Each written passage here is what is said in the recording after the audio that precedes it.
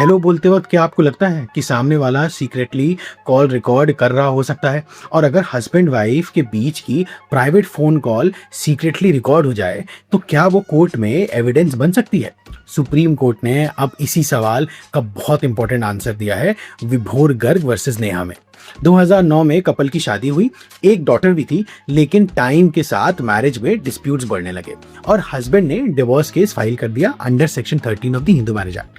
अब ट्विस्ट यहाँ आता है, हस्बैंड ने फैमिली कोर्ट को बोला कि मेरे पास वाइफ के साथ हुई कुछ फोन कॉन्वर्सेशंस की रिकॉर्डिंग है, मेमोरी कार्ड, सीडीज और ट्रांसक्रिप्ट भी प्रोड्यूस किए गए। ये कॉन्वर्सेशन सीक्रेटली रिकॉर्ड की गई थी।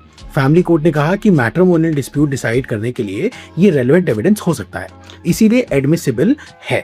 लेकिन Punjab and Haryana high court ने इस ऑर्डर को सेट असाइड कर दिया। कोर्ट ने कहा कि बिना कंसेंट सीक्रेटली रिकॉर्डिंग करना वाइफ की प्राइवेसी वॉलेट करता है एज पर आर्टिकल 21। और फिर मैटर पहुंचा सुप्रीम कोर्ट। सुप्रीम कोर्ट ने बहुत प्रैक्टिकल ऑब्जर्वेशन दी। कोर्ट ने कहा कि अगर मैरिज इस स्टेट तक पहुंच गई है जहां स्पाउसेस एक दूसरे को सीक्रेटली रिकॉर्ड कर रहे हैं तो स्नूपिंग मैरिटल ब्रेकडाउन का सिम्टम है, कॉज नहीं।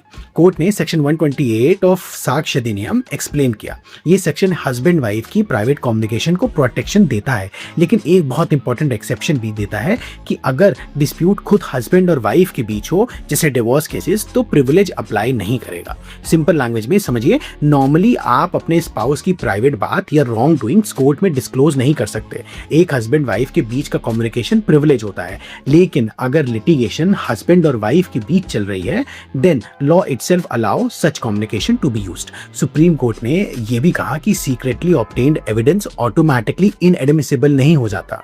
कोर्ट ने पुराने landmark cases Yusuf Ali versus state of Maharashtra और RM Malkani versus state of Maharashtra को रेफर किया, जहां सीक्रेटली रिकॉर्डेड कॉन्वर्सेशन को एडमिसिबल माना गया था। कोर्ट ने बोला कि मॉडर्न टेक्नोलॉजी को इग्नोर नहीं किया जा सकता। आज के टाइम में इलेक्ट्रॉनिक एविडेंस बेस्ट एविडेंस हो सकता है और इसीलिए सेक्शन 63 ऑफ BSA भी इंपॉर्टेंट हो जाता है। सुप्रीम कोर्ट ने हाई कोर्ट का ऑर्डर सेट असाइड कर दिया और सीक्रेटली रिकॉर्डेड कॉन्वर्सेशन को एविडेंस के रूप में एक्सेप्ट करने की परमिशन दे दी।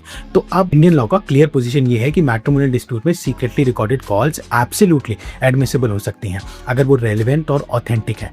लेकिन एडमिसिबल होना और रिलायबल होना दोनों अलग चीजें हैं। कोर्ट हर रिकॉर्डिंग को ब्लाइंडली एक्सेप्ट नहीं करेगा।